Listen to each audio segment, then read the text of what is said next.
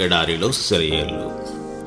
December 24వ తేదీ కొరకు రాయబడిన ఈ భాగాన్ని మీకు చదివి వినిపిస్తున్నది సహోదరుడు పాల్ సుందరం. సాయంకాలమున ఇస్సాకు పొలములో ధ్యానింప బయలు వెళ్ళి, ఆదికాండ గ్రంథము 24వ అధ్యాయము 63వ వచనము. మనం ఎంత ఒంటరి వాళ్ళమైతే అంత మంచి క్రైస్తవులము అవుతాము. ఎంత తక్కువ పనిని తలపెడితే అంత ఎక్కువ సాధిస్తాము.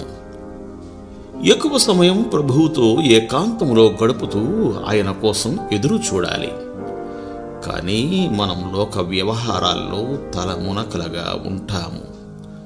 మన హడావిడి అటు ఇటు పరిగెత్తుతూ ఉంటేనే ఏదో పని చేసినట్టు అనే భావం మనలో పాతుకుపోతుంది. ప్రశాంతతలోనూ నిశ్శబ్దంలోనూ మనకి నమ్మకం లేదు. మనం ఏదో ఒకటి చేస్తూ ఉండాలని తహతహలాడుతూ ఉంటాము. మన ఇనుప ముక్కలన్నింటినీ ఒకేసారి కులిమిలో వేసి అవి వేడెక్కేదాకా కనిపెట్టే ఓపిక లేక మాటిమాటికి వాటిని తీసి సుత్తితో కొడుతూ కష్టపడుతూ ఉంటాము. అయితే నెమ్మదిగా మనలో మనం ధ్యానం చేసుకునే సమయమే అన్నిటికంటే లాభకరం. దేవునితో మాట్లాడడం, పరలోకం వైపు తదేకంగా చూడడం, ఇవే మనకి క్షేమాన్ని చేకూర్చే పనులు. ఇలాంటి ఆరు బయట అనుభవాలు మన జీవితంలో ఎన్ని ఉన్నా అవి తక్కువే.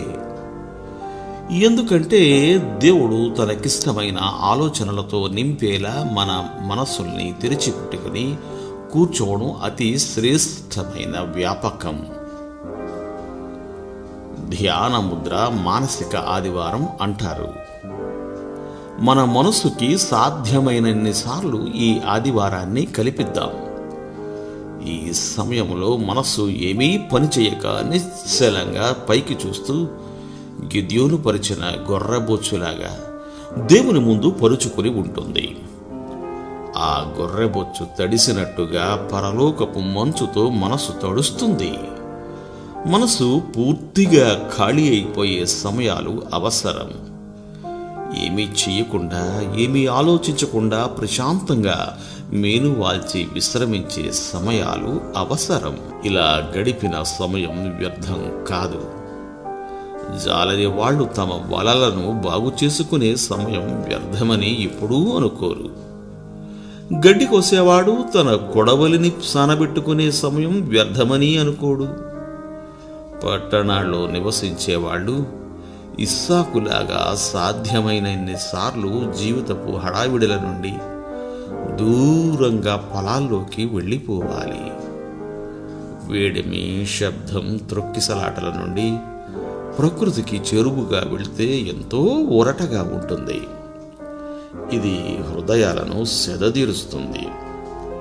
పొలాల్లో షికారు, సముద్రపు ఒడ్డున నడక, పూల పూసిన మైదానాల్లో కాలం గడపడం నీ జీవితంలో భారాన్ని తేలిక చేసి హృదయాన్ని సంతోషంతో, తాజాదనంతో ఉట్టిపడేలా చేస్తుంది. నన్ను వేధించిన బాధల్ని వదిలించుకున్నాను. నిన్న ప్రభువుతో పొలంలోకి వ్యాహ్యాళికి వెళ్ళాను. దేవుడు మిమ్ము దీవించుగాక. ఆమేన్.